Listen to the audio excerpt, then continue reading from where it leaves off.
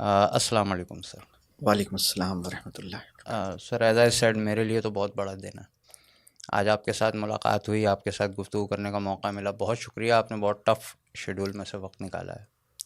بس اللہ قبول کرے جو بھی آمین آپ کاوشیں کر رہے ہیں، آپ کا شکریہ، آپ نے مدعو کیا۔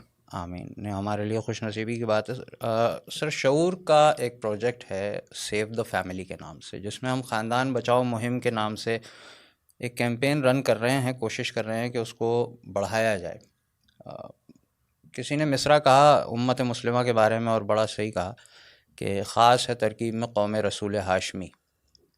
لیکن یہ مصرع تو بتاتا ہے کہ ہم سب سے یونیک ہیں، لیکن آج ہمارا ہی فیملی یونٹ، فیملی سسٹم خراب ہوتا دکھائی دے رہا ہے۔ پہلے تو میں چاہوں گا کہ آپ کی ایلیمنٹ اس کا کیا ہے؟ ہم ویسٹ کی نقل کر رہے ہیں یہ ہے، یا یونیک ہونے کے باوجود ہم نے کسی اور کو کاپی کرنے کی کوشش کی ہے، یا جو بھی ریزن اس کا بنیادی جس سے لوگوں کو سمجھ آ سکے کہ ہمارا خاندانی نظام کیوں تباہ ہو رہا ہے؟ اس کے بہت سے اسباب ہیں، اور میں سمجھتا ہوں آپ نے بہت اہم موضوع منتخب کیا ہے، خاندان کو کیسے بچایا جائے اور خاندان کو کن بنیادوں پہ مستحکم ہوتا ہے، اور خاندان کے زوال پذیر ہونے کے اسباب کیا ہیں۔ یہ بہت اہم بات ہے۔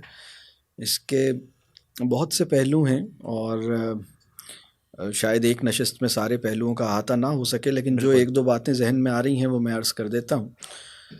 اس کے اندر ایک بہت بڑا معاملہ میں سمجھتا ہوں ہماری جدید تعلیم کا ہے، اور اگر ہم یہ دیکھیں کہ جدید تعلیم نے طلاق کی شرح کو نیچے کیا ہے، یا جدید تعلیم یافتہ معاشروں میں ڈائیورس ریٹ جو ہے وہ اوپر گیا ہے، تو آپ کو پتہ لگے گا کہ جیسے جیسے ہم جدید تعلیم حاصل کرتے جا رہے ہیں، ہمارے لیے تعلق نبھانا دشوار ہوتا جا رہا ہے، اور ہم واقف کاری کا جال بننا زیادہ پسند کرتے ہیں، تعلق کا گہرا تجربہ یعنی واقف کاری کا جال جسے میں نیٹ ورکنگ ہم کہہ سکتے ہیں، اس کے لیے ہم تگ و دو کرتے ہیں، لیکن تعلق کو خوبصورت بنانا اور اپنوں سے تعلق کو خوبصورت بنانا اس کو ضروری نہیں سمجھتے۔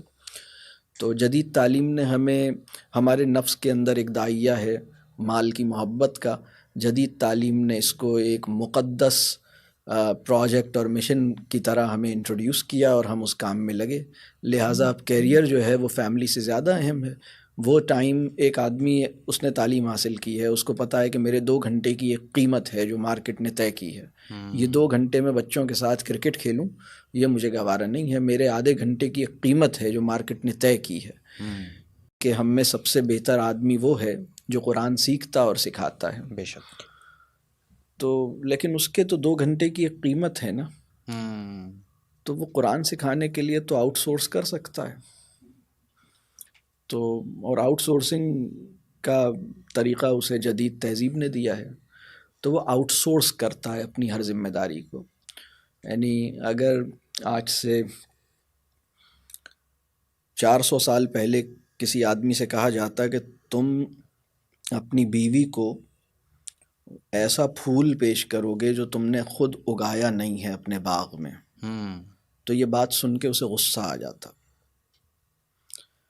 اور پھر اس کے بعد تھوڑا آگے چلیں، پھر 200 سال پہلے یا 100 سال پہلے ہم کسی آدمی کو یہ کہتے کہ تم اسے، اپنی بیوی کو ایک ایسا پھول پیش کرو گے جو تم نے اپنے ہاتھ سے توڑا نہیں تھا۔ وہ ارشد صاحب نے توڑا تھا، لیکن جنید صاحب نے اپنی بیوی کو دینا تھا، تو وہ اس بات پہ ناراض ہوتا۔ اور یا اگر ہم یہ کہتے کہ تم جو پھول اپنی بیوی کو پیش کرو گے وہ تم بازار سے خریدو گے، تو اس کو عجیب سا لگتا۔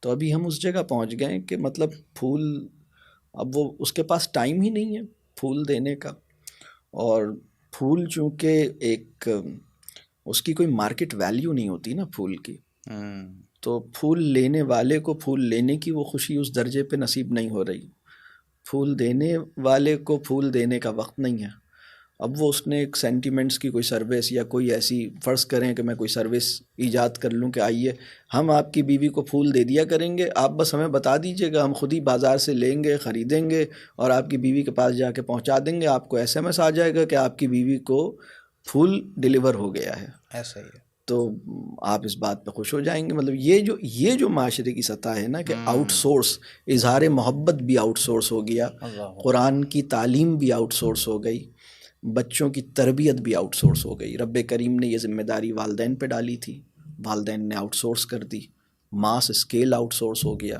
اس طرح اسکول وجود میں آ